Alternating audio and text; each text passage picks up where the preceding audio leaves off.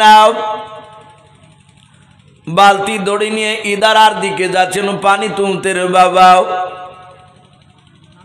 মহান রব্বুল আলামিন আল্লাহর কুদরতে পানিকে ডাক দিয়ে বলেন, ওরে পানি আর নিচু দিকে থাকবে নাও। আল্লাহর কুদরতে পানির জবান খুলে গিয়ে ডাক দিয়ে আল্লাহকে বলেন, আল্লাহ তুমি এর পূর্বে কোনোদিন পানি ওঠার কথা বলো না, আজকে হঠাৎ কেন তুমি উঠতে বললে বলাও। আমার আল্লাহ বলেন, ওরে আমার পানি দেখ, কে পানি নিতে আসছে। বলো, আব্দুল্লাহর স্ত্রী আমিনা পানি নিতে আসতেছে। ওরে পানি শোন, ওই আমিনার পেটে সারা পৃথিবীর দরদি নবী জনাবে মুহাম্মদ রাসূলুল্লাহ সাল্লাল্লাহু তাআলা আলাইহি ওয়াসাল্লাম ভরা আছে। নবীর সম্মানের অর্থে তুই সম্মানার্থে তুই পানিটা নিচু থেকে উঠে যাও। আল্লাহকে ডেকে বলেন, আল্লাহ পানিটা কত দূর উঠবো? বলে, উঠতে উঠতে ইদারার কাঁধা বড় বড় হয়ে যাও। হযরতে আমিনা এক পা দুপা করে ইদারার কাছে চলে গেলেন। ইদারার কাছে গিয়ে দেখেন বাবা আর পানি নিচু দিকে নাই, ইদারার কাঁধা বড় বড় হয়ে গিয়েছে। আমিনা বালতি দড়ি ফেলে দিয়ে বাপ যে দৌড়ে চলে যায়। আব্দুল মুত্তালিব বলেন, মা তুমি বালতি দড়ি নিয়ে গেলে বালতি দড়ি ফেলে দিয়ে কেন তুমি দৌড়ে চলে আসছো বলো। বলে, আব্বা জান আমি নিজ চোখে দেখলাম ইদারার পানি উঠতে উঠতে ইদারার কাঁধা বড় বড় হয়ে গিয়েছে। আব্দুল মুত্তালিবকে ডাক দিয়ে নয়, আব্দুল মুত্তালিব আমিনাকে ডাক দিয়ে বলে, মা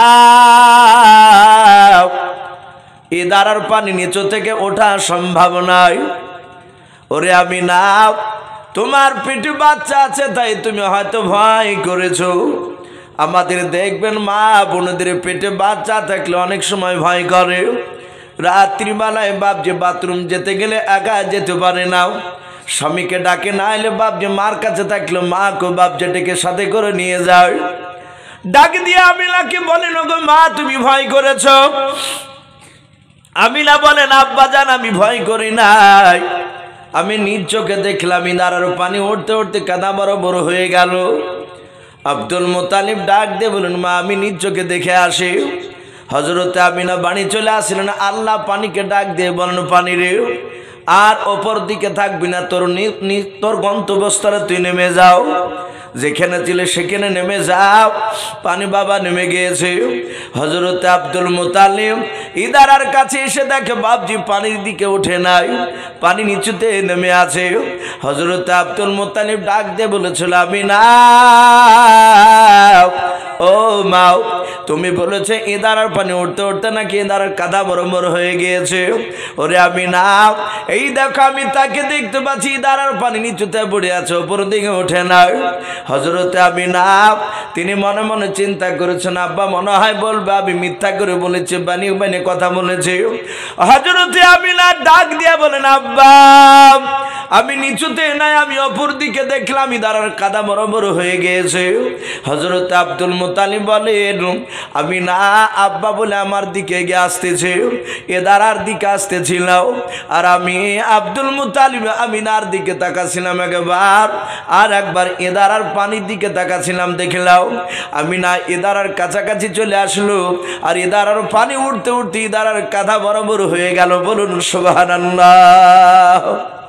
সম্মানিত ভাই আমার বাবা জীবনেরা, হযরতে আব্দুল মুত্তালিব তিনি বুঝতে পারলেন যে বাচ্চাটা আমিনার পেটে নিশ্চয়ই কোনো দামি বাচ্চা রয়েছে। বলেন, মা আমি বুঝতে পেরেছি। এ পানি হঠাৎ করে উঠে পড়ল। হযরতে আমিনা নয় আব্দুল মুত্তালিব পানিটা নিয়ে বাড়ি চলে গেলেন। ওনাকে আর বললেন, মা তুমি আর ইদারার দিকে তুমি যাবা না। আমিনা থাকতে লাগলেন। বিশ্ব নবীর বাপজি মার পেটে আমিনা থাকতেন, মুহাম্মদ সাল্লাল্লাহু আলাইহি ওয়াসাল্লাম থাকতে গিয়ে আমিনার পেটে সিরাতে হালবি আরো অনেক কয়েকটা ঘটনা বাপজি এসেছে। হযরতে বিশ্ব নবী বাপজি আমিনার পেটে 9 মাস 10 মাস 10 দিন বাপজি হতে চলছে। আরবিতে বাপজি মাসটা ছিল রবিউল আউয়াল মাস, তারিখ রসুলের বাপজির জন্ম তারিখ নিয়ে বাপজি মতভেদ রয়েছে। আমরা বেশিরভাগ বাপজি লোকেরা মনে মনে, আমরা নয় প্রায় মানুষই বাপজি আমরা জানি, বলা বলি করি যে রবিউল আউয়াল মাসের বাপজি 12 তারিখে নবী সোমবারের দিন সকালবেলায় দুনিয়াতে এসেছিলেন। 12 তারিখ, কিন্তু কেতাবে লিখেছে 12 তারিখ বলে নয়। কে বলেছেন 9 তারিখ রবিউল আউয়াল মাসের 9 তারিখ ছিল, কেউ বলেছেন 10 তারিখ, কেউ বলেছেন 11, কেউ বলেছেন 12। নবীজির জন্মের তারিখ নিয়ে বাপজি দ্বিমত মতভেদ রয়েছে। কেন? মানুষেরা বাপজি জানতো না, মক্কার লোকেরা এমনকি আমিনাও জানতেন না যে মুহাম্মদ সাল্লাল্লাহু আলাইহি ওয়াসাল্লাম তিনি জন্ম নেওয়ার পর তিনি নবী রাসূল হবে। এই জন্য বাপজি জন্মের তারিখ নিয়ে মতভেদ রয়েছে। কেউ যদি বলে 9 তারিখে, আপনি অস্বীকার করতে পারবেন না। কেউ যদি বলে 10 তারিখে, অস্বীকার করতে পারবেন না। কিন্তু বেশিরভাগ উলামারা বলেছেন 12 তারিখ। কিন্তু নবীজির ইন্তেকালের তারিখ নিয়ে বাপজি কারো দ্বিমত নয়, সবারই একমত।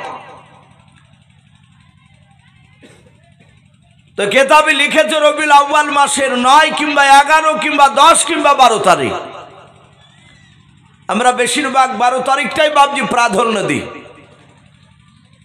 রসুল দুনিয়ার বুকে আসবে, আমিনার পেটে বাপজি ব্যথা শুরু হয়েছে। রাত্রিবেলায় আমিনা বিছানায় বসে বসে কাঁদছেন ঘরের ভিতরে, ওগো মাওলা, আমার যদি আজকে স্বামী বেঁচে থাকতো তাহলে নিশ্চয় মৌলানা সাহেবের কাছ থেকে পানি পড়া নিয়ে আসতো। আপনাদের যোগ্য ইমাম সাহেব সভাপতি আজকে এই জালসার বাপজি মানুষকে বসে রেখে হয়তো তার প্রশংসা করা ঠিক নয়, আমি তবু একটি ইশারাতান বলতে বাধ্য হচ্ছি। এই গ্রামের মানুষ খুব ভাগ্যবান যে একজন আপনারা যোগ্য ইমাম পেয়েছে। আমার পূর্বে যিনি বক্তব্য রাখছিলেন হযরত মাওলানা আব্দুল্লাহ ভাই, উনিও একজন যোগ্য আলেম। আমি উনার আপনাদের এই মসজিদের ইমাম, নামাজ পড়াছিলেন ইশার, আমি গতকালকে ইশার উনার পিছনে পড়েছিলাম, আজকেও বাপজি এশার নামাজ পড়লাম। এত সুন্দর কেরাত পড়ছেন, কোরআন তেলাওয়াত করেছেন, জান ঠান্ডা হয়ে যাচ্ছে। যোগ্য ইমাম না থাকলে বাপজি জালসা মানায় না। অনেক জায়গায় জালসায় দেখতে পাওয়া যায় সভাপতি করে দেয়, মুখে দাড়ি থাকে না, ও নামাজই পড়ে না। হয় টাকা পয়সা আছে, নাহলে এলাকার বড় ধরনের হয়তো নেতা টেতা ওকে বসে দিয়েছে সভাপতি জায়গায়। অনেক বক্তারা বাপজি ভুলভাল কথা বলে চলে যায়, ধরার ক্ষমতা থাকে না, বুঝতে পারে না যে এই কথাটা ভুল বলে চলে গেল। এই জন্য বাপজি যার যেখানে সভা পায়, যে যেই লাইনের জিনিস তাকে সেই জায়গায় উপযুক্ত লোক বসানো, এটা দরকার। আলহামদুলিল্লাহ আজকে খুব খুশি আপনাদের দূর যাত্রী জালসায় আপনাদের যোগ্য ইমাম সাহেবকে বাপজি সভাপতি হিসাবে পাওয়াতে। আমি বলছিলাম পানি পড়া আপনাদের ইমাম সাহেবদের কাছে মানুষ কার পড়া পানি পড়া নিতে যান না, কিছু হলেই যায়।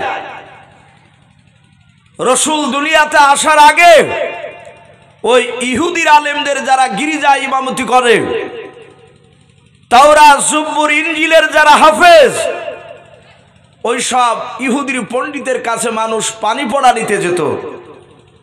তাই সেই দেখা দেখি এখনো বাপজি চালু আছে এগুলো। আমিনা মনে মনে চিন্তা করছেন, ওগো মাওলা, আমার স্বামী যদি বেঁচে থাকতো তাহলে নিশ্চয় আমাকে পানি পড়া নিয়ে এসে দিত, ওষুধ নিয়ে এসে দিত। পেটে ব্যথা শুরু হয়েছে আমিনা। মহান রব্বুল আলামিন রাত্রিবেলাতেই জান্নাত থেকে 4টে রমণীকে ডাকলেন, নারীকে। 4 নারীকে ডেকে বলেন, আয় রমণীরা, আয়, এক্ষুনি জান্নাতে কাউসারের পানি, জান্নাত থেকে মুশকে আম্বার, জান্নাতের দামি জান্নাতি পোশাক, ন্যাকড়া নিয়ে তোমরা চলে যাও আব্দুল্লাহর কুটুরিতে। জোরে বলুন সুবহানাল্লাহ। ওই আমিনার ঘরে চারটে অপরিচিতা নারী, তারা আমিনা, কেউ তাদেরকে চিনে না। সবাই মিলে বাপজি তারা ঘরে হঠাৎ করে প্রবেশ করছে। হযরতে আমিনা চারটা মেয়েকে ডাক দিয়ে বলল, বোন তোমরা কারা? চারটা মেয়ে মুচকে হাসি দিয়ে বলল, বোন পরিচয় পরে দেওয়া হবে, গ্লাসের পানিটা খেয়ে নাও। তোমার বুঝি পেটে ব্যথা? বলে হ্যাঁ, সন্ধ্যা থেকে প্রচন্ড ব্যথা শুরু হয়েছে। আমিনা পানি পান করলেন, পেটের ব্যথাটা ভালো হয়ে গেল। বলুন সুবহানাল্লাহ। আমিনা ডাক দিয়ে বলে, বোন কে গো? এত রাত্রিতে এসে তোমরা আমার উপকার করলে? বলে তোমার পেটে যে বাচ্চা আছে সে বাচ্চাটাকে আমরা স্বাগতম জানাতে এসেছি। জোরে বলুন সুবহানাল্লাহ। আর একটু জোরে বলুন সুবহানাল্লাহ। হযরত বাপজি আপনার আমিনা পেটে বাচ্চা রয়েছে, রসুল তখনও জন্ম নেয় নাই। কেতাবে লিখেছে বাপজি নবী রাতে জন্ম নিবে না দিনে জন্ম নিবে। রাতের ভাষায় রাত বাপজি দিনকে ডেকে বলে, দিন তোর চেয়ে আমার মর্যাদা বেশি হয়ে যাবে। বলে কেন? বলে রাত্রিবেলায় রাসূলুল্লাহ জন্ম নিবে, তোর চেয়ে দাম বেড়ে যাবে। আবার দিন বলল জন্ম নিয়েছে, বলে ন্যায়নি নিবে। বলে এই রাতের বেলা রসুল জন্ম নিবে না, দিনের বেলা জন্ম নিবে, তোর চেয়ে মর্যাদা আমার বেশি হয়ে যাবে। বাপজি নবী মক্কাতে জন্ম নিয়েছিলেন, মদিনার তখন দাম ছিল না। নবী আমার মক্কা থেকে হিজরত করে যখন মদিনাতে গেলে, তখন মদিনার দাম এত বেড়ে গিয়ে পৃথিবীর মধ্যে বাপজি প্রতিটা মানুষ আমরা বলি সোনার মদিনা। জোরে বলুন সুবহানাল্লাহ। বলি নাই সোনার মদিনা? এত দামি জায়গা। হাজী সাহেবরা হজ করে আসলে জিজ্ঞাসা করায়, ভাই মক্কার মানুষ ভালো না মদিনার মানুষ ভালো? প্রতিটা হাজী সাহেবের একই উত্তর বলে যে পৃথিবী, শুধু মক্কা কেন গোটা পৃথিবীর মধ্যে মদিনার মতো মানুষ পাওয়া যাবে না। এত ভালো জায়গা। আর ভালো হবে না কেন? বিশ্ব নবী মদিনার মাটিতে শুয়ে আছে। নবী আমার আসবে রাতে না দিলে, তা রাত দিন বাপজি তারা দুজনায় ঝগড়া শুরু করেছে।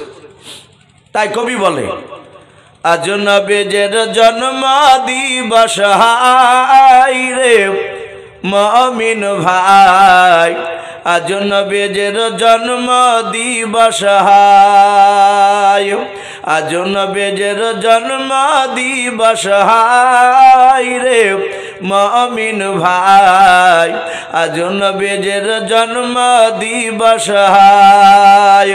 ওই রাতে বলে আমার হবে, ওই দিনে বলে আমার হবে, রাতে দিনে ঝগড়া করে যায় রে মুমিন ভাই, আজ নবীর জন্ম দিবস হায়, আজ নবীর জন্ম দিবস হায় রে মুমিন ভাই, আজ নবীর জন্ম দিবস হায়। আমার আল্লাহ ডাক দিয়ে বলেন, ওরে রাত দিন শুনে নাও, আমার নবীকে এমন টাইমে দুনিয়ার বুকে পাঠাবো, রাত তুই দাবি করতে পারবি না রাতের বেলা রসুল এসেছে। ওরে দিন তো দাবি করতে পারবি না দিনের বেলা রসুল এসেছে। ও বাপজি ভাইয়েরা, আমরা সকলে জানি ফজরের আজান, মুয়াজ্জিন যখন আজান দেয় আসসালাতু খায়রুম মিনান নাওম বলে না, ওই টাইমটাকে শুভে সাদিকের টাইম বলা হয়।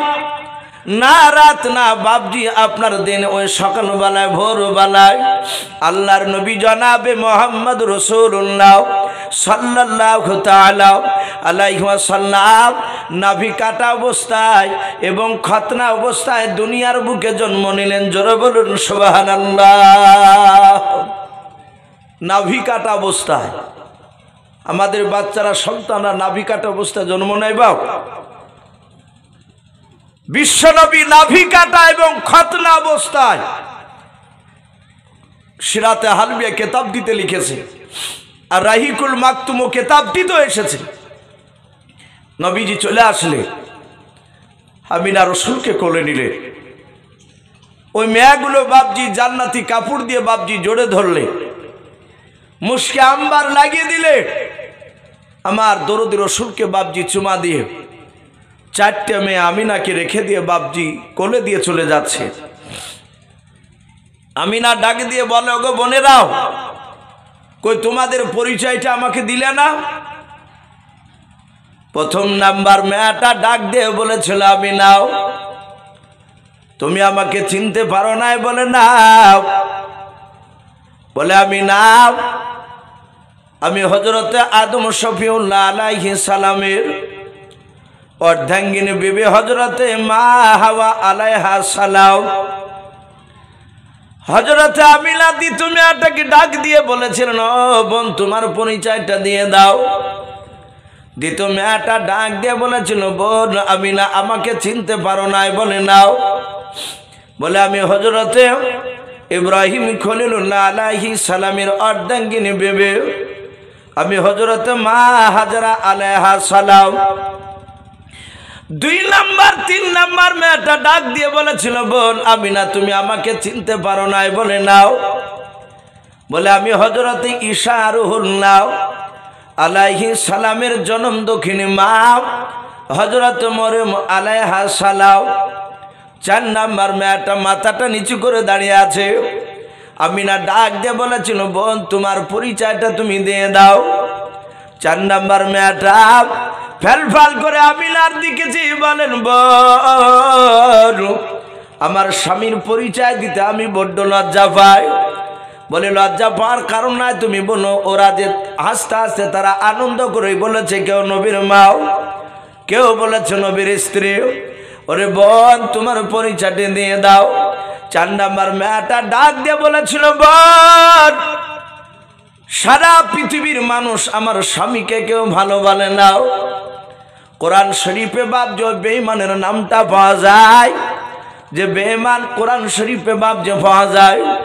দুনিয়ার বুকে বাপ যে খোদা দাবি করেছিল, আনা রব্বুকুমুল আলা, ওই বেঈমান ফেরাউনের বাপজি বিবি হযরতে আসিয়া আলাইহা সালাম। বলুন সুবহানাল্লাহ। 4টে মেয়ে বাপজি তাদের পরিচয় দিয়ে তারা অদৃশ্য হয়ে গেল। এখন আমিনার কোলে বাপজি বিশ্ব রসুল এসেছে। আব্দুল মুতালিব তৎকালীন সেই জামানায় তিনি কাবা শরীফের মুতাল্লি ছিলেন। আমরা যাকে সভাপতি সেক্রেটারি সাহেব বলি, উনি মসজিদে নয় কাবা শরীফকে খুব ভালোবাসতেন। মক্কার লোকেরা বাপজি তাকে দায়িত্ব দিয়েছিলেন, উনি সৎ বলে। সৎ লোককে বাপজি দায়িত্ব দিয়েছিলেন। আজ আমাদের প্রায় জায়গায় মসজিদ বলেন মাদ্রাসায় বলেন সৎ ব্যক্তিকে বাপজি দায়িত্ব দেওয়া খুব কমই হয়। অনেক 2 নম্বর লোককে বাপজি দায়িত্ব দিয়ে বাপজি দেখা যায়, শোনা যায় যে মসজিদের টাকা মারিয়ে জমি কিনে নিয়ে চলাবে। অনেকে মাদ্রাসার টাকা মেরে খেয়ে নেয়। কিন্তু বাপজি আমাদের যখন নেতা নির্বাচন করা হবে মসজিদ মাদ্রাসার, আমাদের একটু লক্ষ্য করা দরকার যে সে লোকটা সৎ কিনা, সে নামাজ পড়ে কিনা। কিন্তু আমরা সৎ ব্যক্তিকে আমরা গুরুত্ব দিতে চাইলে, যদি গরিব মানুষ হয় তাহলে তো একবারই পাত্তা দিবে না। বাপজি আমার সোনা লালেরাও, হযরতে আব্দুল মুতালিব কাবা শরীফের মুতাল্লি ছিলেন, দেখাশোনা করার ওনাকে দায়িত্ব দেওয়া হয়েছিল। উনি শুনতে পেলেন ওনার আব্দুল্লাহর সন্তান হয়েছে, নাম রেখেছে মুহাম্মদ। বলুন সাল্লাল্লাহু আলাইহি ওয়াসাল্লাম। আব্দুল মুতালিব কোলে করে নিয়ে আছে। এত সুন্দর চেহারা, পূর্ণিমার চাঁদকে বাপজি হার মানাবে। নবীজির এত চেহারা, আল্লাহ রসুলকে কোলে করে নিয়ে আছে। আমি জানি না বাপজি আপনারা শুনেছেন কি না। অনেকে বাপজি ইউটিউব থেকে অনেকে বলছেন যে এসো ভাই আপনার জীবনে অনেক বক্তা শুনেছি, আপনারা শুনেছি। এই যে রেকর্ডিংগুলো হচ্ছে, এদের সাথে হয়তো ব্যক্তিগত বাপজি আমার এদের সাথে কোনো ব্যক্তিগত সম্পর্ক নেই। তারা হয়তো তারা দৌড়ে এসেছে, তাদের হয়তো চ্যানেলগুলো বাপজি চালানোর জন্য। হয়তো আপনারা ইউটিউবে শুনেছেন কি আমার জানা নাই। রাসূলুল্লাহ বাপজি দুনিয়ার বুকে কটা মেয়ের দুধ পান করেছিল বাপজি জানা আছে আপনাদের কারো? একটু জোরে বলুন জানা থাকলে। আমার বিশ্ব নবী বাপজি দুনিয়ার বুকে জন্ম নেওয়ার পর দুধ পান করেছিলেন মাত্র 4টা মেয়ার। জোরে বলুন আলহামদুলিল্লাহ। কটা মেয়ার বললাম? 4টা মেয়ার। নবী আমার 4 মেয়ার দুধ পান করেছেন। কোন কোন মেয়ার সেগুলো বাপজি বলবো। প্রথম নাম্বার দুধ পান করলেন আমিনার পেট থেকে জন্ম নেওয়ার পর আমিনারে ওই রাত্রিবেলায় ভোরবেলার দিকে প্রতিদিন সকালবেলায় বাপজি ভোরবেলাতে আবুল আহাবের বাপজি একটা দাসী ছিল, তার নাম ছিল সোয়াইবিয়া। কি নাম বললাম ভাই একটু জোরে বলে? সোয়াইবিয়া। প্রতিদিন বাপজি ওর বাড়িতে থাকতো, কিন্তু ওই রাত্রিবেলা ভোরবেলায় উঠতো। কিছু মানুষ আছে দেখেন বাপজি নমাজ না পড়লো ভোরবেলাতে বাপজি তার ঘুম হয় না, লোকের সামনে বলে যে ফজর আজান দিলি ঘুম হয় না। আর আমরা বয়স্ক লোকের মুখে শুনতে পাই যে ভোরবেলাতে নূরের বাতাস পাওয়া যায়। বলুন সুবহানাল্লাহ। বলে না নূরের বাতাস? কিছু মানুষ আছে বাপজি রাস্তা রাস্তা দৌড়ে বেড়াবে, ও পেট কমানোর লেগে দৌড়ে বেড়াবে, কিন্তু বাপজি মসজিদের পাহা দিয়ে 4-5 বার রান দিবে, হতভাগা নামাজ পড়তে ঢোকে না। এরকম আছে না নাই বলেন? অনেকেই আছে। ও নামাজ পড়তে যাবে না, অথচ সে মুসলমান। আবার চায়ের দোকানে গিয়ে বলবে নবীকে খুব ভালোবাসে। সোয়াইবিয়া প্রতিদিন ওই ভোরবেলাতে উঠতো, প্রতিদিন কেন নয় সেদিনে উঠেছে। ওঠার পর তাকে দেখছে আসমান থেকে একটা রড লাইটের মতো আলো সোজা আব্দুল্লাহর কুটুরিতে বাপজি পড়েছে আমিনার ঘরে। উনি দূর থেকে দেখলেন ওই আলোতে অনেক মানুষ মনে হচ্ছে ঘোরাফেরা করছে। সোয়াইবিয়া দেখলো এটা আমি আবুল আহাবের দাসী। আবুল আহাব তখন নিদ্রায় ঘুমিয়ে আছে। আমি যদি এখন ডাকতে যাই তাহলে আর ঘুমের ব্যাঘাত ঘটলে হয়তো আমাকে বকবে, মারবে। আর ঘুমের ব্যাঘাত আমি ঘটাবো না। ও ঘুমিয়ে থাকতে থাকতে একটু খোঁজটা নিয়ে আস, কি হলো ওখানে। সোয়াইবিয়া যত কাছে যায় তত বাপজি মানুষ দেখতে পায় না। সেরাতে হালবে কেতাবটিতে লিখেছে আল্লাহ রসুলকে বাপজি জান্নাত থেকে 70,000 ফেরেশতা রহমতের নবীকে স্বাগতম জানাতে এসেছিলেন। বলুন সুবহানাল্লাহ। মানুষরা চিনতে না পারলে জানতে পারলে আল্লাহ তো জানছেন যে ইনি নবী আমার, রসুলকে পাঠিয়েছি। আপনাদের যোগ্য মৌলানা সাহেব রয়েছেন, হাফেজ সাহেব পিলাস এবং আলেম কারি সাহেব মানুষ যারা উলামা বাপজি তারা পড়েছেন। মিরকাত বলে একটা বই রয়েছে, মান্তিকের কেতাব। জেনারেল শিক্ষিত ভাইয়েরা যারা একটু উচ্চ শিক্ষা শিক্ষিত হয়েছেন তারা জানেন যে দর্শন কাকে বলে। দর্শন বলে একটা সাবজেক্ট রয়েছে, এটা বাংলায় আমরা বলি, ইংরেজিতে বাপজি ফিলোসফি বলি। তর্ক বিতর্কর বাপজি সেটা সাবজেক্ট। ওর ওই দর্শন বলেন আর ফিলোসফি বলে, তার যদি জ্ঞান না থাকে সে মানুষকে কথা বলে বোঝাতে পারবে না। অনুরূপভাবে ওই কেতাবগুলো ওই বই সাবজেক্টটা কি আমাদের মওলানা ভাষায় বাপজি ওটাকে মান্তিক বলা হয়, যাকে ফালসাফার ইমাম বলি আমরা, যিনি লিখেছেন এই মান্তিক কেতাব। তে মিরকাত বলে বাপজি একটা বই রয়েছে, ওই বইয়ের বাপজি সারাতে নাই মতনে লেখা আছে খুতবায়।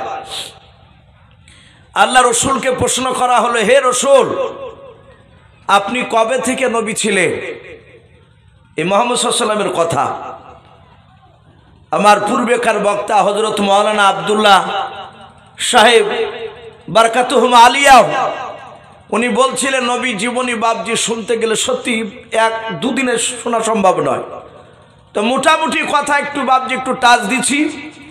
তো আল্লাহ রসুল বলেন, এই সাহাবা আমি তখনও নবী রসুল ছিলাম যখন আদম শফিউল্লাহ আলাইহিস সালাম যখন পানি এবং মাটির সাথে মিশ্রিত অবস্থায়, আমরা যাকে কাদা অবস্থায় বলি, নবী বলছেন আমি তখনও রসুল ছিলাম। জোরে বলুন সুবহানাল্লাহ। তাহলে বাপজি রসুলুল্লাহ 40 বছর বয়সে নবুয়তটা বাপজি প্রকাশ হয়েছিল। তার আগে মক্কার লোকেরা জানতো না যে ইনি আখিরি জামানার রাসূল। কিন্তু গাছ গুছালি, জীবজন্তু, পশু পাখি তারা চিনতে পেরেছিলেন। বলুন সুবহানাল্লাহ, ইনি রাসূল। তো সুয়াইবিয়া বাপজি এক পা দুপা করে এগিয়ে এসে দেখছে বাপজি মানুষ নাই, বাড়ির ভিতরে বাপজি গুজগাজ করছে। কি ব্যাপার? সুয়াইবিয়া বাড়ির ভিতরে ঢুকে দেখে আমিনা কোলে বাচ্চা নিয়ে বসে আছে। এত সুন্দর চেহারা, সাথে হাতে বাপজি কেতাবে লিখেছে। আমিনার কাছে গিয়ে বাচ্চাটা কোলে নিল। আর বানতে হবে না, মরণ থাক, ওনাকে দিয়ে দে, আমাকে আর বানতে হবে। ডাক দিয়ে বললে, সুয়াইবিয়া মনে মনে চিন্তা করছেন যদি এই বাচ্চাটা এত সুন্দর, এই ছেলেটা বড় হওয়ার পর লোকেরা প্রশংসা করবে, এই বাচ্চাটাকে নিয়ে যদি আমার স্তনে মুখ লাগে একটু দুধ পান করাতে পারতাম, জীবনটাকে ধন্য মনে করতাম। বলুন সুবহানাল্লাহ। তাই সুয়াইবিয়া বলল, বোন আমিনা, এই বাচ্চাটা আমাকে দিবা না? বলে কেন? বলে আমি একটু আমার স্তন থেকে দুধ পান করাতাম। বলে করা অসুবিধা নেই। নবীকে নিয়ে দুধ পান করালেন। তাহলে দুটো মেয়ে দুধ খাওয়া হলো। 3 নাম্বার, ওই আমিনার কাছে বাপজি ওই বাড়িতে আর একটা মেয়ে ছিল। কেউ বলেছেন আব্দুল্লাহর আপন বোন, কেউ বলেছেন তার বোন নয়, তার বাড়ির বান্দি দাসী ছিল। বেশিরভাগ উলামারা লিখেছেন আব্দুল্লাহর ওটা বোন। নাম ছিল বাপজি উম্মে আইমন। কি নাম বললাম? উম্মে আইমন। উম্মে আইমন দেখলো একটা পাশের বাড়ি আবুল আহাবের দাসী সুয়াইবিয়াও সে দুধ পান করালো। আর আমার ভাই আব্দুল্লাহ আমিনাকে বিয়ে করে নিয়ে আসার পর থেকেই আমার বান্ধবী হয়েছে। আমি এর সাথে অনেক উঠা বসা করেছি, আর আমি দুধ পান করাতে পারবো না। উম্মে আইমন বলল, আমি নাও, কিছু মনে না করলে আমি তোমার ছেলেকে নিয়ে আমার স্তন থেকে দুধ পান করাতাম। বলে অসুবিধা নাই, খাওয়া। উম্মে আইমন পান করালেন। তাহলে 3টে হলো। 4 নাম্বার আসছে। মক্কা নগরে বাপজি সেই সময় একটা প্রথা ছিল, একটা বাতাস বইতো মক্কা নগরে। বাতাসটাকে লুহ বাতাস বলা হয়। লাম ওয়াও হা, লুহ শব্দের অর্থ হচ্ছে দূষিত। মক্কা নগরে শুধু মক্কাতেই, ওই কুরাইশ বংশের ওই এলাকাটায় বাচ্চা জন্ম নিলি 2 মাস 4 মাস করে মক্কা নগরে তার মার কাছে থাকলি বাচ্চার শরীরে ঘা হইতো, পচা ধরে বাচ্চা মারা যেত। মানুষের একটা আতঙ্ক ধরে গিয়েছিল। এই যে কয়েক বছর আগে বাপজি করোনা গেল, বাসে খুক খুক করে কাশলে মানুষ চাদরটা দিয়ে এমনিকে ঢাকে, কাশিওয়ালা লোক হলে ওর কাছ থেকে 10 হাত দূরে গিয়ে দাঁড়াইতো ভয়ে। এমনই মানুষের বাপজি আতঙ্ক ধরে গিয়েছিল। অনেক জায়গাতে করোনার সময় তো বাপজি মানুষকে বিনা গোসলে দাফন করিয়েছে, এরকম রিপোর্ট রয়েছে। দুধ থেকে বাপজি পানি ঢেলি দিয়েছে, ভয়ে লাড়েনি। এ ছিল একটা আতঙ্ক। মক্কানগরে বাপজি ওই রকম আতঙ্ক ধরে গিয়েছিল মানুষের। সেই সময় মুরুররা দেখেছিল মক্কার বাচ্চা মক্কার বাইরে চলে গেলে অন্য জায়গায় গিয়ে মানুষ হতো, সে বাচ্চাটা বেঁচে যেত, মরতো না।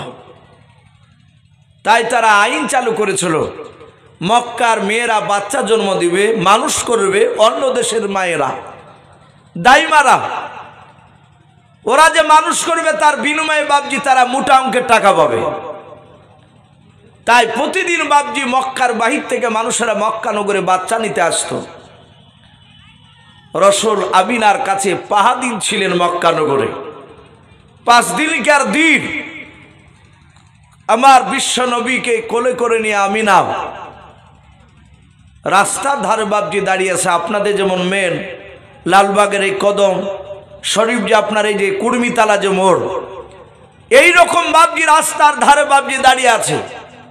আমিনা তার শ্বশুরমশাই আব্দুল মুতাল্লিব রসুলকে বাপজি আমিনা কোলে করে নিয়ে প্রথম নাম্বার যে বাপজি দাইমা আসলো বাচ্চার খোঁজে।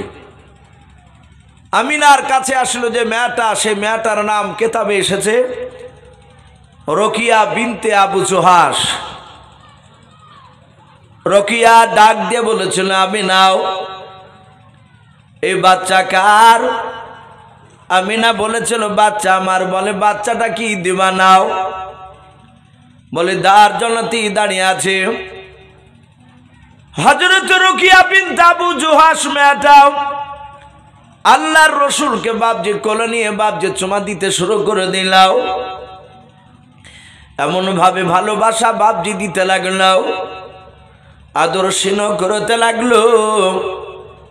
লাস্টে বানায় বলেছিল, গো বোন আমিনা এই বাচ্চা আমি নিয়ে যাবো, আমাকে কি দিবা না? বলে কেন দেব না, দেওয়ার জন্য তো দাঁড়িয়ে আছে। ডাক দিয়ে বলেছিল, রে বোন আমিনা আমি বাচ্চা নিয়ে যাব, তার পূর্বে একটা কথা বলে, বাচ্চার আব্বা দুনিয়ার বুকে কি কাজ করে একটু খুলে বলাও। হযরতে আমিনা ডাক দিয়ে বলেছিল, আমার বোন রুকিয়াও এই ছেলেটার আব্বা দুনিয়ার বুকে বেঁচে নাই, মারা গিয়েছে, কোনো কাজ করতে পারে নাই। ছেলের আব্বা মারা গিয়েছে, সিরিয়া ব্যবসা করতে গিয়ে আর জিন্দা ফিরে আসে নাই। রকিয়া শোনার পর ডাক দিয়ে বলল, আমিনা এই বাপ মরা ছেলে, এতিম বাচ্চা ছেলে নিয়ে গিয়ে কোনো মোটা টাকা পাওয়া যাবে না। ওরে আমিনা তোমার বাচ্চা তুমি নিয়ে নাও, আমি অন্য বাচ্চা নেব যে বাচ্চার আব্বা বেঁচে আছে, মোটা টাকা ইনকাম করে। হযরত বাপজি আমিনাকে ফেরত দিয়ে বাপজি চলে গেল রকিয়াও। দ্বিতীয় নাম্বার আর একটা মেয়ে বাপজি এসে চলাও। ওই মেয়েটার নাম কেতাবে লিখেছে ফাতেমা বিনতে আবু কুবা। ফাতেমা বলে বাপজি দাইমাতে এসে বলেছিল, আমিনাও এই বাচ্চা কি আমাকে দিবা না? বলে কেন দিব না? ওই ফাতেমা আল্লাহর রসুলকে বাপজি কোলে নিয়ে বাপজি চুমা দিতে দিতে দিতে বলেছিল, এত সুন্দর বাচ্চা জীবনে প্রথম দেখলাম। ওরে আমিনা এই বাচ্চা আমি নিয়ে যাব, বলে নিয়ে যাও। যার সময় ডাক দিয়ে বলেছিল, বোন আমিনা এই ছেলের আব্বা পৃথিবীর বুকে কি কাজ করে বলাও। যখন বলে ছেলের আব্বা বেঁচে নাই, মারা গিয়েছে, আর সঙ্গে সঙ্গে হযরত ফাতেমা ওই রকিয়া দাইমার মতো বাপজি বাচ্চা ফেরত দিয়ে চলে গেল। এইভাবে এক না দুই নাই, সন্ধ্যা বাপজি লাগতে লেগেছে, সূর্য লালি দেখা দিয়েছে। বাবা হযরত বাপজি আমিনার কাছে এক নাই দুই নাই 70টার ওপরে বাপজি দাইমারা আল্লাহর নবীকে বাপজি সবাই নিব বলেছিল। যখন শুনেছিল নবীজির আব্বা বেঁচে নাই, তখন বাবা ওই 70টার ওপরে দাইমা তারা বিশ্ব নবীকে কেউ নাই না, সবাই ফেরত দিয়ে বাপজি চলে গেল। আমিনা রসুলকে কোলে করে নিয়ে কাঁদছে, ওগো মাওলা, अगर रब्बुल आलामीन তুমি কেনই বা বাচ্চা দিলে এত সুন্দর? এই বাচ্চার আব্বাকে কেন তুমি কেড়ে নিলে? এই যে বাপ মারা বলে কেউ নিল না, 70টার উপরে দাইমা সবাই ফেরত দিয়ে চলে গেল। অটোমেটিক বাপজি নার্ভাস হবে, দুঃখ করবে, এটা সবাই। আব্দুল মুতালিবকে বলছেন, আব্বা আমার ছেলেকে আর বাঁচানো যাবে না, এই ছেলেকে মনে হয় আর কেউ নিবে না। বলে মা কাঁদিস না, নিশ্চয় দাইমা আল্লাহ পাঠিয়ে দিবে, আল্লাহ নিশ্চয় দাইমা পাঠাবে। বলে কখন আসবে? তো সন্ধ্যা লেগে গিয়েছে, আজ যদি না নেয় আগামীকালকে, আবার আগামীকাল। রাস্তায় দাঁড়িয়ে থাকলে এই মেয়েরা আর আমাদেরকে একবারও মুখের কথা জিজ্ঞাসা করবে না, আর মনে হয় দাইমা নেই। কিতাবে লিখেছে বাপজি ওই সমাতার একটা দাইমা ছিলেন, ওই 70-এর মধ্যে এসেছিলেন না উনি, ওনার নাম কিতাবে লিখেছে হালিমাতু সাদিয়া রাদিয়াল্লাহু তাআলা আনহা। এ হালিমার স্বামী শহীদ, এরা দুজনায় পাতলা দুবলা উঠে চেপে এসেছিল। ওরা অর্থ কাঠামো খুব ভালো ছিল না, তাদের গরিব মানুষ খুব। কিন্তু হালিমাতুস সাদিয়ার একটা বাচ্চা ছিল, তার নিজে জন্ম দিয়েছিল, সেও দুধের বাচ্চা। বাচ্চার জন্ম না দিলে তো বাচ্চাকে মানুষ করতে পারবে না দুধ খেয়ে নিজের। সে বাচ্চাটার নাম ছিল বাবজি আব্দুল্লাহ। কি নাম বললাম? ওই হালিমার বাচ্চা নাম আব্দুল্লাহ। বাচ্চাকে বাড়িতে রেখে এসেছে যে আর একটা বাচ্চা নিব মক্কা নগরে, দুই বাচ্চাকে একসঙ্গে মানুষ করব। একটা আমারটা তো মানুষ হবি, তার সাথে হাতে পরের আর একটা বাচ্চাকে মানুষ করলে তার বিনিময়ে মোটা টাকা পাবো, আমাদের সংসারে কাজে লাগবে। হজরতে হালিমাতুস সাদিয়া গোটা মক্কা বাবজি অলিগলি ঘুরিয়ে একটা বাচ্চার সামনে পড়েনি। সন্ধ্যা লেগে গেছে, মক্কার চৌরাস্তার মোড়ে এসে দাঁড়িয়েছে হালিমাতুস সাদিয়া। হজরতে বাবজি আপনার হালিমাতুস সাদিয়া তার স্বামী সাইদকে বলছেন, ওগো প্রাণের স্বামী, সকাল থেকে টোটো করে ঘুরিয়ে বেরিয়ে একটা বাচ্চা পড়েনি সামনে, উঠো বেশি চলতে পারে নাই। শোনো, রাস্তার ধারে যদি কোনো বাচ্চা পেয়ে যায়, আমরা ওর আব্বা কটাকে ইনকাম করে বাচ্চা মানুষ করলে কত টাকা দিবে এসব ডিমান্ড করব না, সব চুক্তি টুক্তি ওসব করবো না, জিজ্ঞাসাই করব না। ছেলেটাকে নিয়ে মানুষ করব, এর বিনিময়ে যা দিবে নিয়ে নেব, বলো রাজি আছো? হজরতে হালিমাতুস সাদিয়ার স্বামী ডাক দিয়ে বলল যে বিবি তুমি যাতে রাজি আমিও তাতে রাজি। এই প্রজেক্ট ম্যান নাই নাকি? ফোন হয়েছে তো বাবজি আমার সোনা লালেরাও। হজরতে হালিমাতুস সাদিয়া বলল অসুবিধা নাই, সাইদে বলল অসুবিধা নেই। বলে স্বামী, আমরা দেখেছি দাইমারা এই পশ্চিম দিকে রাস্তা দিয়ে গিয়েছে, চলে আমরা উত্তর দিকে রাস্তাটা যাব। পশ্চিম দিকে রাস্তায় গেলে বাচ্চা পাওয়া যাবে না। ভাইরা আমার, বাবা জীবনেরাও, হালিমাতুস সাদিয়া বলে আমরা উত্তর দিকে রাস্তার দিকে যাব বলে রওনা দিলাম। হঠাৎ করে দেখলাম উঠটা উত্তর দিকে রাস্তার দিকে, বাবা আপনারা একেবারে পশ্চিম দিকে রাস্তার দিকে দৌড়াতে শুরু করলাম। হালিমাতুস সাদিয়া বলেছিল স্বামী গাও পশ্চিম দিকে আমরা যাব না, অনেকগুলো দাইমাকে যেতে দেখেছে সকালবেলায়, ওই রাস্তায় মনে হয় একটা বাচ্চা পাওয়া যাবে না। ওগো স্বামী, উটের লাগাম ধরে খিচে তুমি কি করো, পেছন দিকে টান দাও, উত্তর দিকে নিয়ে চলাও। হালিমাতুস সাদিয়া বলেন আমরা স্বামী স্ত্রী দুজনায় সব শক্তি ব্যয় করে বাবজি উটকে রুখতে পারলাম না, উটের লাগামকে ধরে টেনে বাবজি ঘোরাতে পারলাম না। উটের এত শক্তি দিয়েছেন ওই সময় আল্লাহ, উটকে যত টানে উঠ তত চিহি চিহি করে রে বাবা। উটের ভাষায় উট বলতে চায় রে আল্লাহর বান্দা বান্দিরাও, ওই 70টা দাইমা যারা গিয়েছিল তারা হচ্ছে হতভাগিনী, তারা কপাল ফাটাও, তারা বিশ্ব নবীকে কেউ চিনতে পারে না। সঙ্গে সঙ্গে বাবজি তারা আপনার ওইভাবে কথা বলে, উটের চিহি চিহি করা বাবজি ভাষা তারা কেউ বুঝতে পারে নাই, আমরাও বুঝতে পারি নাই। উটটা বাবজি দৌড়ে চলে যায়।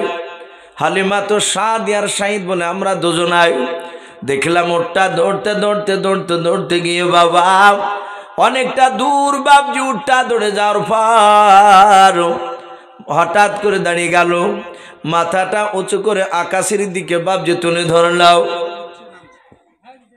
যাহাতে বাবজি মাথাটা উঁচু করে ধরলো উটটাই, আমরা লক্ষ্য করে দেখলাম দূরে দুটো মানুষের মাথা দেখতে পাওয়া যায়। হালিমাতুস সাদিয়া বলে দেখলাম আবার উটটা দৌড়াতে শুরু করলো। উটটা দৌড়ে যাওয়ার পর একেবারে বাপজি আমিনার কাছে গিয়ে মাথাটা নত করেও ওঠে বাপজি নবীজিকে উটের ভাষায় আল্লাহর নবীজিকে সালাম জানালেন। জোরে বলুন সুবহানাল্লাহ। হযরতে হালিমাতুস সাদিয়া ডাক দিয়ে বলেন, আমিনা এই বোন এই বাচ্চা কার? বলে বাচ্চা আমার, কে দিবা না কেন? কি আমাকে বলে কেন দিব না? হযরতে হালিমাতুস সাদিয়া বলেন, যাতে নবীজিকে নিলাম ধরলাও। সঙ্গে সঙ্গে হালিমাতুস সাদিয়া বলেন, আমার গোটা শরীরখানা ক্লান্ত হয়েছিল, গরম হয়েছিল, যখন আমি নবীজিকে কোলে নিলাম গোটা দেহটা শীতল হয়ে গেল, ঠান্ডা হয়ে গেল। জোরে বলুন সুবহানাল্লাহ।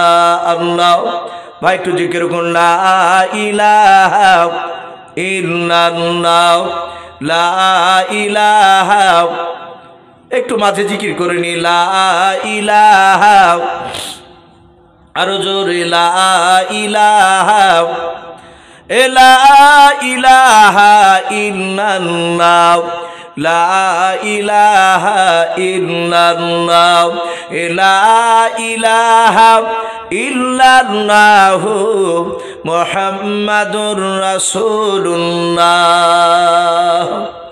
সাল্লাল্লাহু তাআলা আলাইহি ওয়াসাল্লাম। নবীজিকে বাপজি কোলে নিয়েছেন। হালিমা বলছেন, শরীর আমার ঠান্ডা হয়ে গেছে। আল্লাহর নবী জনাবে মুহাম্মদ রাসূলুল্লাহ সাল্লাল্লাহু তাআলা আলাইহি ওয়াসাল্লামকে হালিমাতুস সাদিয়া নবীজিকে কোলে নিয়ে বাপজি চুমা দিতে লাগলেন। আমার আমিনা হালিমাতুস সাদিয়া চুমা দেওয়া দেখে কান্না শুরু করলেন। হালিমা ডাক দিয়ে বলেছিল, বোন আমিনাও, আমি তোমার ছেলেকে মহব্বত করেছি, চুমা দিছি, আর তুমি কেন আমার দিকে চেয়ে চেয়ে কেন কান্না করেছো বলো? আমিনা বলে, বোন হালিমা, তোমার মতো এক নাই দুই নাই, তোমার আগে 70টা দাইমা তোমার মতোই তারা চুমা দিয়েছিল।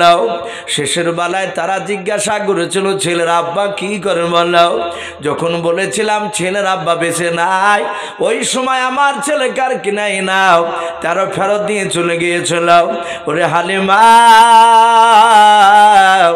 আমার মনে হয় ওই তোমরা ওই 70টা দাইমার মতো তোমরাও হয়তো লাস্ট বেলায় তুমিও চুমা দিয়াও।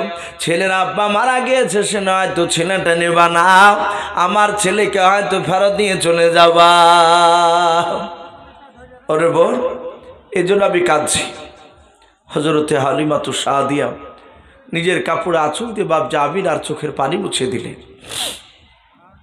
বললেন, বোন কাঁদিস রে, আমি দুঃখিনী, আমি গরিব, আমি অর্থহীন, আমার বেশি টাকা পয়সা নেই। আমার একটা ছেলে আছে আব্দুল্লাহ, আমি তাকে দুধের সন্তান বাড়িতে রেখে এসেছি একটি ছেলে নেওয়ার জন্য। এই আমিনা, তোমার ছেলেকে আমার ছেলের চেয়ে বেশি ভালোবাসবো, বলুন আলহামদুলিল্লাহ। টাকা লাগবে না, তুমি যা পারবা তাই দিও, চিন্তা করো না, যদি দিতে না পারো তাও অসুবিধা নেই। আল্লাহ রসুলকে বাপজি আমিনার কাছ থেকে নিয়ে চলে গেলেন। হালিমাতুস সাদিয়া বলে, আমার 6টা ছাগল ছিল বাড়িতে, কেউ বলেছেন 7টা, 6-7টা ছাগল। তার স্তনগুলো শুকিয়ে থাকতো, দুধ হতো না, পেট ভরে বাপজি খাবার খেতে দিতে পারতাম না। ওই এলাকাতে বাপজি খুব বেশি ঘাস ছিল না, এমন যে ঘাস ছিল আর অনেক মানুষের ছাগল ছিল, দম্বা ছিল, উট থাকতো, সবার পেট ভরতো না। হালিমাতুস সাদিয়া বলেন, আমি নবীকে কোলে করে নিয়ে যাহাতে আমার এরিয়ার মধ্যে পৌঁছালছি, আমি আমার বাড়ির দিকে গেলাম। দেখলাম আমার ছাগলগুলো আগে থেকে দাঁড়িয়ে তারা আনন্দ করছে, আর স্তনের দিকে তাকিয়ে দেখলাম আল্লাহ রসুলের বরকতে অটোমেটিক আল্লাহর কুদরাতে ওই ছাগলগুলোর স্তনে দুধে ভরপুর হয়ে গিয়েছিল, বলুন সুবহানাল্লাহ। হালিমাতুস সাদিয়া বলেন, আমার তকদির পাল্টাছে তা বুঝতে পেরেছি। বাড়ি নিয়ে গেলে, বাড়ি নিয়ে যাওয়ার পরে পাড়ার লোকেরা আলাঙ্গনা শুরু করে দিয়েছে, হালিমা ছাগল বিনা ঘাসে পেট ভরে কি করে, আর ওই যে স্তনে দুধ ভরে যায়। পাড়ার মেয়েরা বলে যে হালিমার ছাগল যেখানে থাকবে ওখানে বাঁধি দিব আমরা, দেখি পেট ভরে কিনা। তফসিরে লিখেছে তার বরকতে ওদের ছাগলের বাপজি পেট ভরে যেত। বলুন সুবহানাল্লাহ। এ ছিল নবী। হালিমাতুস সাদিয়াকে তার স্বামী বলে, ওগো বিবি, সেই মক্কা নগর থেকে বাচ্চা নিয়ে এসেছো, অনেকটা দেরি হয়ে গিয়েছে, কলিজা টুকরা বাচ্চা দুধ পান করেনি অনেকক্ষণ, একটু ওকে দুধ পান করা। আল্লাহর নবীকে বাপ যে হালিমাতুস সাদিয়ার ডান দিকের স্তনে মুখটা লাগিয়ে দিন, উনি দুধ খেতে শুরু করলেন। দুধ খাওয়া যাওয়ার পর দুধ যখন বাপ যে খাওয়া হয়ে গেল, হালিমাতুস সাদিয়া নিজের বাম দিকের স্তনে মুখটা লাগাতে গেলেন। হালিমাতুস সাদিয়া দুধ এত চেষ্টা করে খাওয়াতে গেলেন বাম দিকের স্তনটায়, শত চেষ্টা করে দুধ আর খাওয়াতে পারলেন না। বলুন সুবহানাল্লাহ।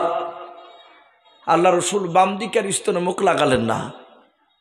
রসুলকে আল্লাহ জানিয়ে দিয়েছেন, হে রসুল, যে মেয়েটার আপনি দুধ পান করছেন ডান দিকে আর স্তনে, বাম দিকটা রেখে দেন, আপনার আর একটা দুধ ভাই আছে, ওই মেয়েটারই ছেলে, সে বাম দিকের স্তনটা মুখ লেগে দুধ খেয়ে বড় হবে। বলুন সুবহানাল্লাহ। আমাদের মা বোনেরা দেখেন, বাচ্চাকে দুধ খাওয়ালে একটা স্তন খেয়ে ছেড়ে দেয় না। বুড়ো মেয়েরা থাকলে, বুড়ি মেয়েরা যারা পাশে থাকে, দাদি সম্পর্কে হয়, তারা বলে এই ভাত খাওয়ালি তরকারি খাওয়ালি নিয়ে মানে দুটোতেই মুখ দেওয়াতে হয়। কিন্তু ভাই কিছু মনে করবেন না, এখন এটা শোনা যাচ্ছে আর প্রায় মানুষই ভাবছে এটা শুনতে পাচ্ছে। এখন 100টা মেয়ে যদি বাচ্চা জন্ম দেয়, তো 95টা মেয়ে তার স্তনের দুধ ভাবছে খাওয়াতে চাইছে না, উতলা খাওয়াইছে।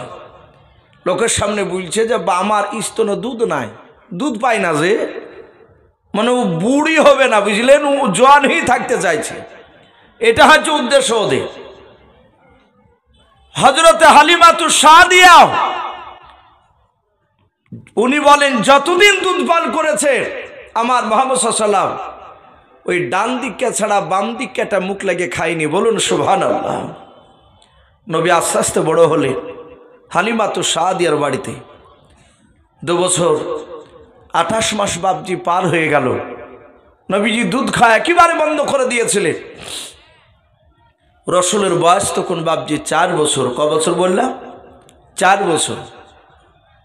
রাত্রিবেলা বিশ্বনবী শুয়ে আছেন, বেশ একটু নবীজি গুটগুটিয়া সন্তান পাড়াতে বাপজি হেঁটে বেড়ায়, হালিমাতুস সাদিয়া সবসময় সাথে করে নিয়ে বেড়ায়। রসুলের ছোট থেকে তার আখলাক চরিত্র গুণাবলী, লোকেরা রসুলের ব্যবহার দিকে তারা মুগ্ধ হতো। পাড়ার ছেলেরা নবীজির সাথে খেলাধুলা করতে আসতো এবং খেলা করতে কার বলতো, হে ভাই মুহাম্মদ সাল্লাল্লাহু আলাইহি ওয়াসাল্লাম, মাঠে যাবে না আমাদের সঙ্গে? নবী বলতেন, আমার মা আমাকে যেতে দিবে না, হালিমা যেতে দিবে না। কেতাবে লিখেছে হালিমাতুস সাদিয়ার ছেলে আব্দুল্লাহ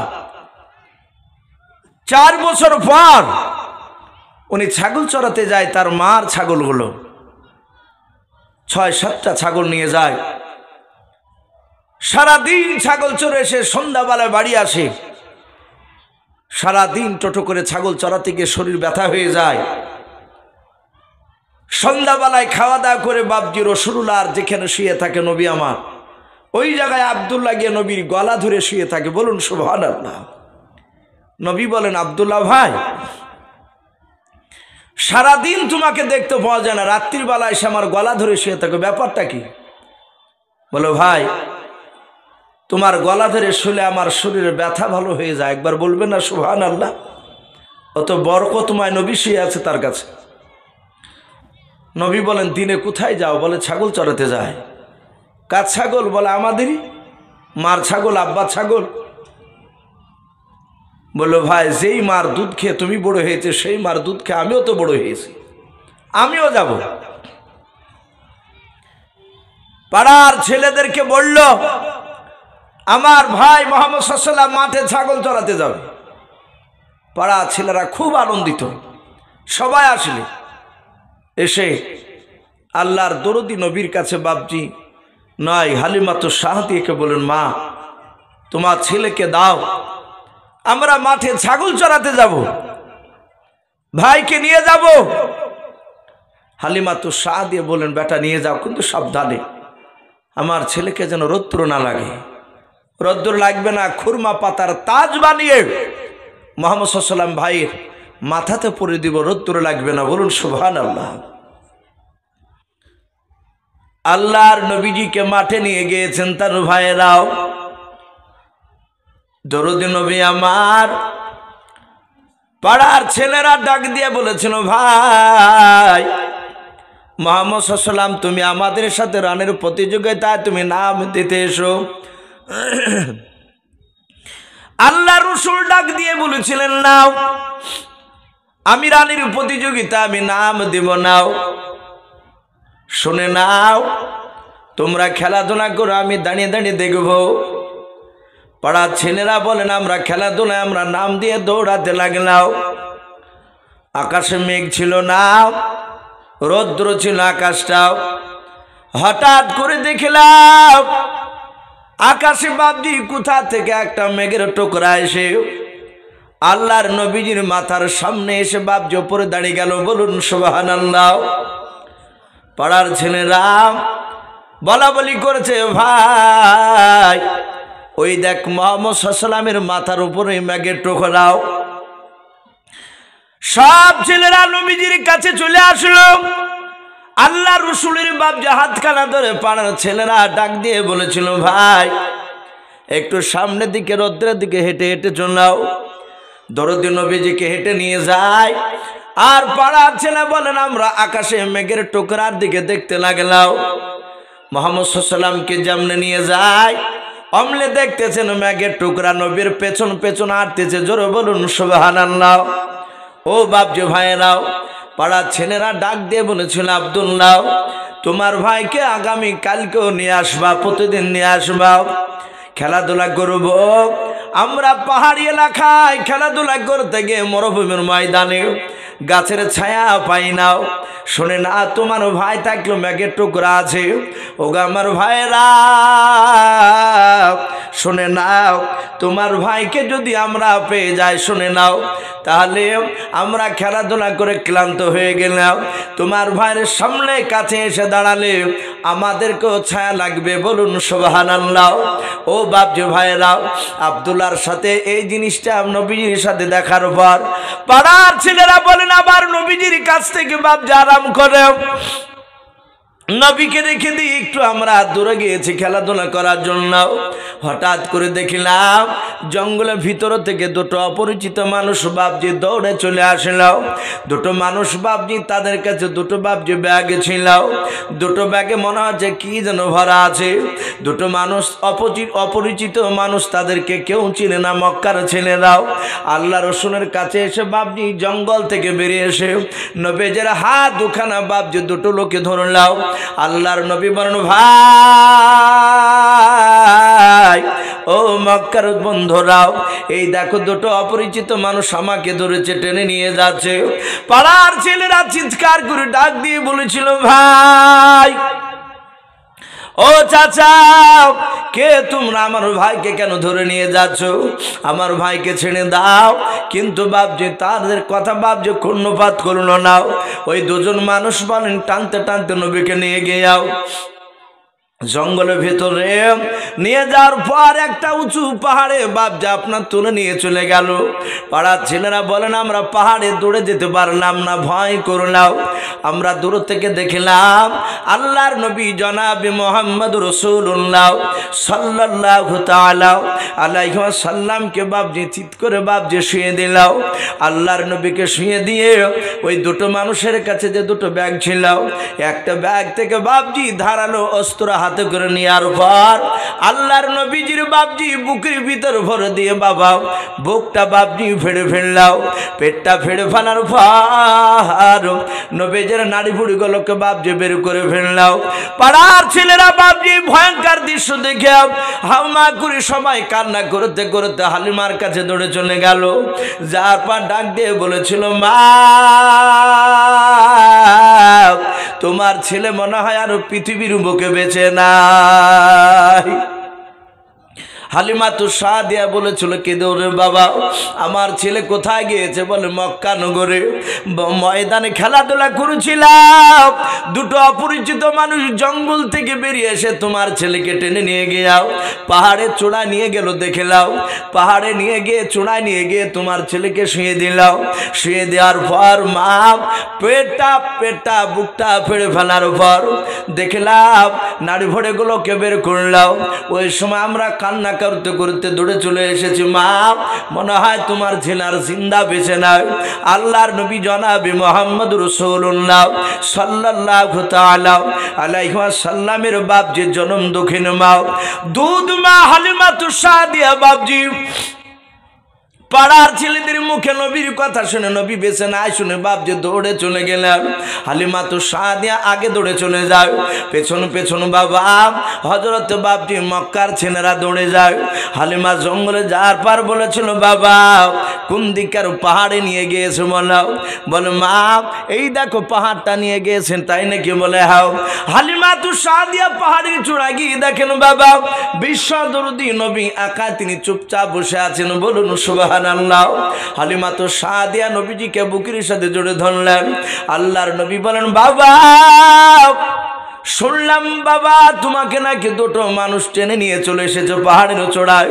হালিমাতুস সাদিয়া যখন জিজ্ঞাসা করলেন, ডাক দিয়ে বলেছিল, মা ওই দুটো মানুষকে চিনতে পারলাম না, আমার বুকটাকে ফেড়ে ফেললাম।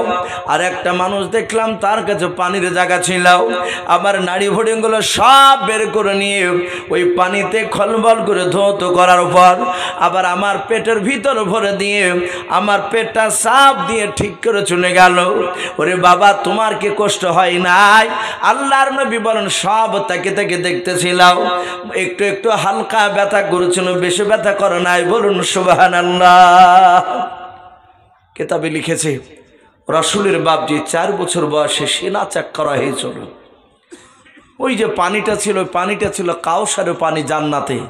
বলুন সুবহানাল্লাহ। আমার বিশ্ব নবীজির ব্যাপারে সব হালিমাতুস সাদিয়া জানলে। হালিমাতুস সাদিয়া বললেন, বাবা আগামী কাল থেকে তোমাকে যেতে দেব না।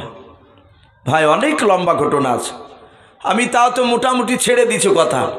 আমার বিশ্ব নবীজিকে বাপজি হালিমাতুস সাদিয়া আর 2 বছর রাখলে, টোটাল 6 বছর। মুফাসসিরিন কেরাম লিখেছে 6 বছর পুজতে বাপজি মাত্র আর 1 মাস বাকি ছিল। আল্লাহ রসুলকে বাপজি হালিমাতুস সাদিয়া দেখলে আর এখানে বাড়িতে থাকা যাবে না।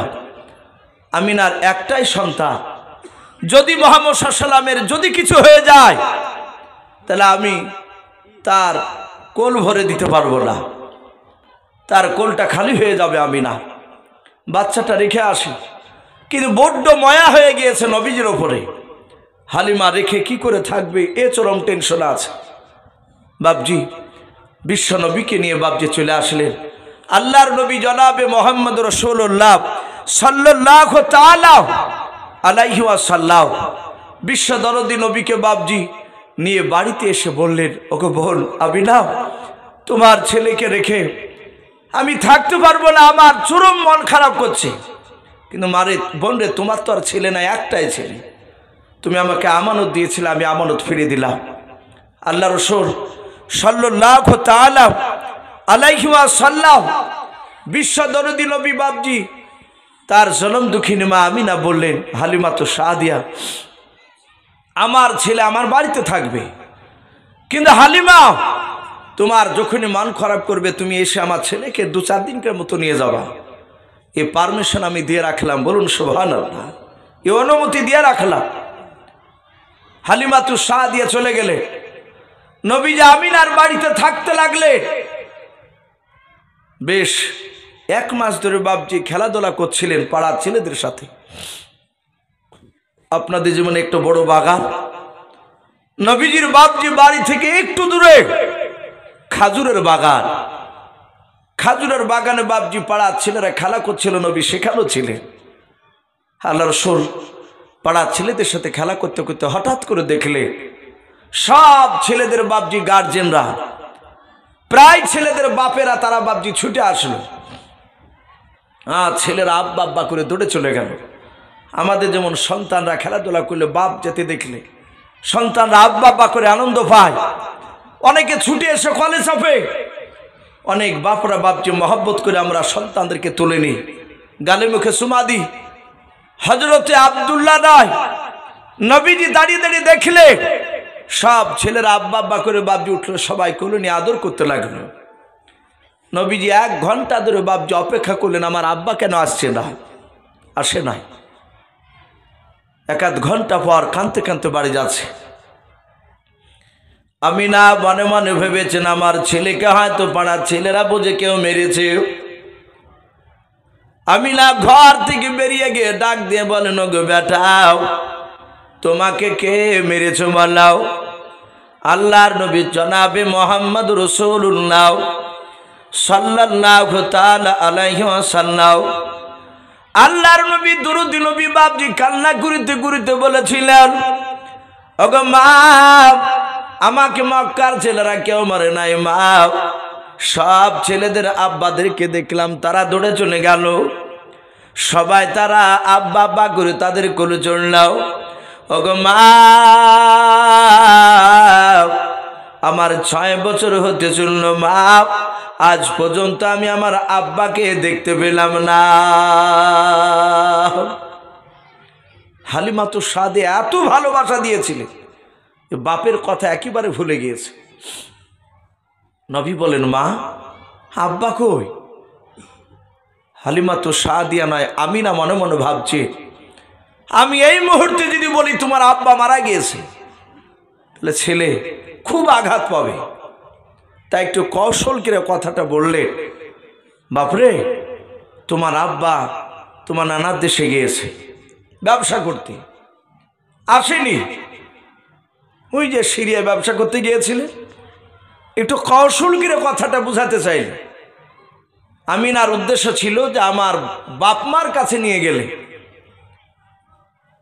সন্তান আমার ছেলেকে নিয়ে গেলে তার নানা নানির মহব্বত এমনই দিবে, নানা নানির ভালোবাসাতে তার আব্বার কথা ভুলে যাবে। বলুন সুবহানাল্লাহ। হাদিসে এসেছে, আপনার বাড়িতে যদি বাপজি মেয়ের ছেলেরা আসে কিংবা মেয়েরা লাতি লাতিনি যদি আসে বিটির তরফে, আপনার বেটারও নাতি নাতনি আছে, আপনি বাজার থেকে কোনো জিনিস নিয়ে আসলে আগে বেটার ছেলের আগে দিবেন না, আপনার মেয়ের ছেলেদের আগে দিবেন যদি আপনার বাড়িতে থাকে। আল্লাহ রাসূল নাতিদেরকে খুব ভালোবেসেছিলেন। আর আমাদের এক শ্রেণীর কিছু গোড়া লোক থাকে, ওরা বা দেখা যায় বেটার ছেলেকে বেশি ভালোবাসে, বিটিটা থাকিলে ওকে পরে দেয়। যদি বলে কি ব্যাপার ওকে দিছ না, বলে ও আমাকে খাটলি ধরবে নাকি, আমার ছেলে আমার খাটলিটা আগে ধরবে, এ যুক্তি খাড়া করে। কিন্তু না, আপনার বিটির ছেলে মেয়ে তো কয়েকদিনকার জন্য এসেছে বেড়াতে, ও তো চলে যাবে। আর আপনার ছেলের ছেলে ও তো সবসময়তে আপনার কাছে থাকবে, আপনার কাছে মহব্বত সে বেশি পাবে। কিন্তু বিটির ছেলে মেয়ে আসলে তাকে একটু মহব্বত বেশি করা দরকার। আমিরা মনে মনে ভাবলেন হয়তো মহব্বতে ভুলে যাবে, তাই বলল, বাবা, তোমার আব্বা নানার দেশে গিয়েছে। বলে, মা, আমি এখনই যাব, আমি নানার দেশে এখনই যাব। বলে, বাবা, তোমার আব্বা যাওয়ার পর থেকে তোমার দাদার বিনা অনুমতিতে কোথাও যাই না। বলুন সুবহানাল্লাহ। তোমার দাদার কাছে অনুমতি লাগবে। বলে, মা, আমি ঘরে বসলাম, তাড়াতাড়ি দাদার কাছ থেকে অনুমতি নিয়ে এসো। আমিনা গিয়ে বলেন, আব্বা, হঠাৎ করে আপনার নাতি আব্বাকে দেখবো বলে বাহানা খুঁজেছি, জুড়েছে, আব্বা কই? তাই বলছে, তা একটু বাহানা করে বলেছি যে তোমার নানার দেশে গিয়েছে ব্যবসা করতে, আসেনি, মারা গেছে কথা বলিনি। যদি কিছু মনে না করে আমাকে 2-4 দিনকার মতো অনুমতি দিলে আমি আমার আব্বার বাড়িতে নিয়ে গিয়ে আপনার নাতিকে তার নানা নানির মহব্বত দিয়ে তার আব্বার কথাটা ভুলে নিয়ে আসতাম। আব্দুল মুত্তালিব হাকিমা কিছু না বলে উনি হাওয়া করে কান্না করতে লাগলেন। আমিনা ডাক দিয়ে বলেছিলেন, আব্বা আপনি মানা করলেন না, যেতে বললেন না, কেন কান্না করেছেন? আমার দিকে চেয়ে চেয়ে বলেন। হযরতে আব্দুল মুত্তালিব ডাক দিয়ে বলেছিল, আমিনা যে দিলকে তোমার স্বামী আব্দুল্লাহর ভাইয়েরাও সিরিয়ায় নিয়ে যাওয়ার জন্য আমার কাছে অনুমতি চাইতে এসেছিল, ওগো আব্বা অনুমতি দেন, আব্দুল্লাহকে সিরিয়ায় ব্যবসা করতে নিয়ে যাব। ওরে মা, ওই দিন আমার বুকের ভিতরটা একটু চমকে উঠেছিল। আমার মনে হয় আব্দুল্লাহ সিরিয়া যেদিন চলে যাবে আর ঘুরে আসবে না, ওটাই বলেছিলাম।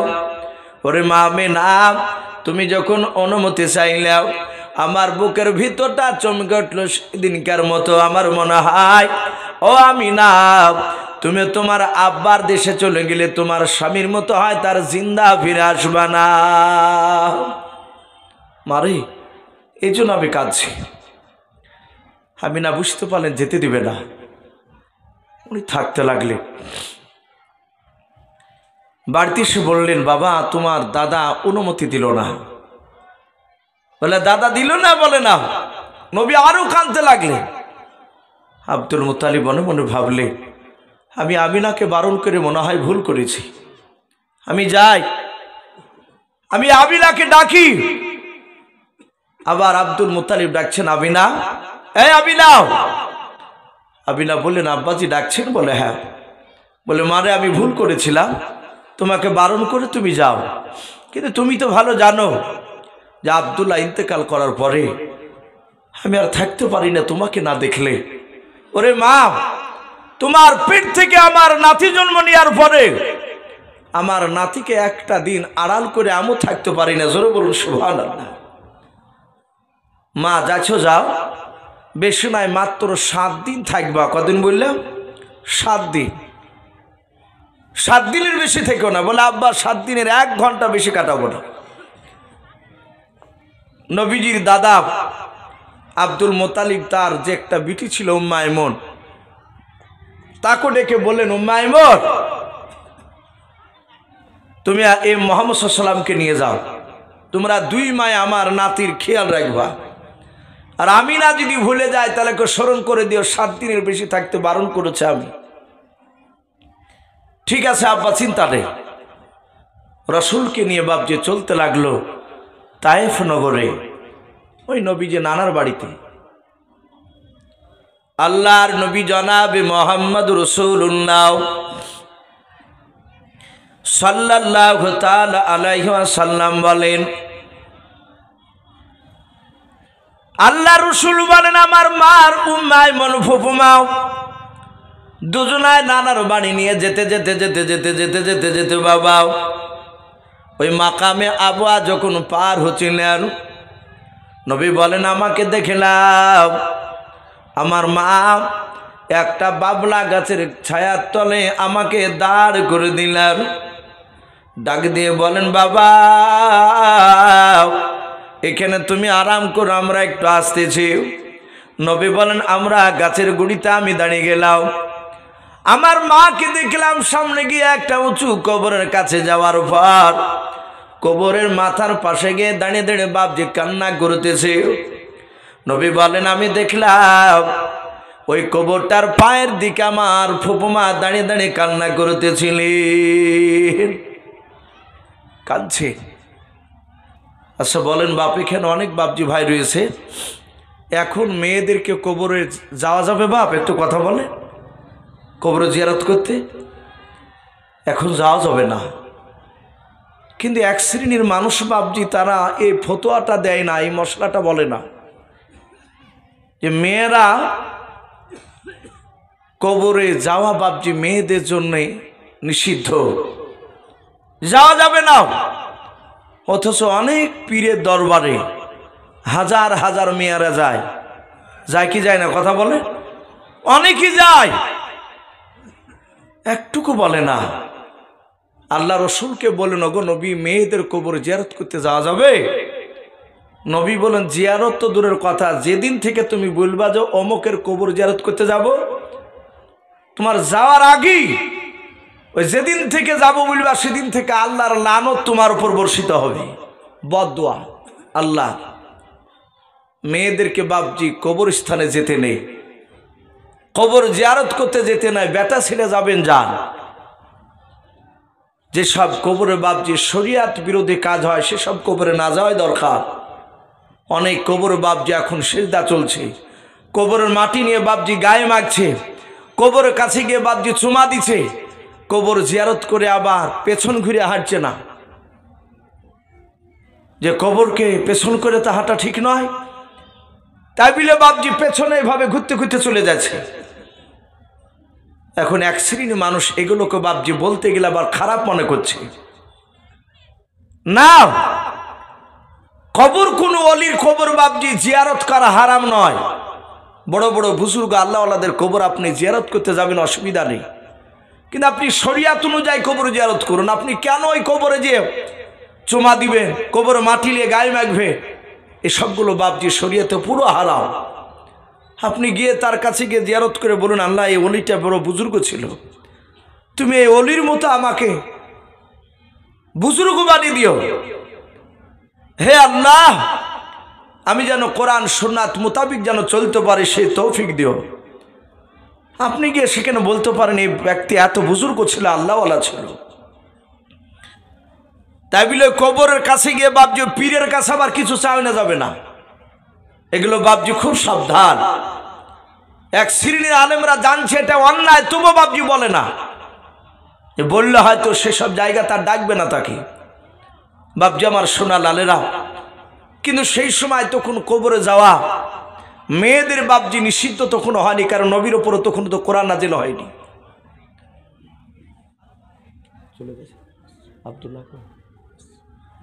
হযরতে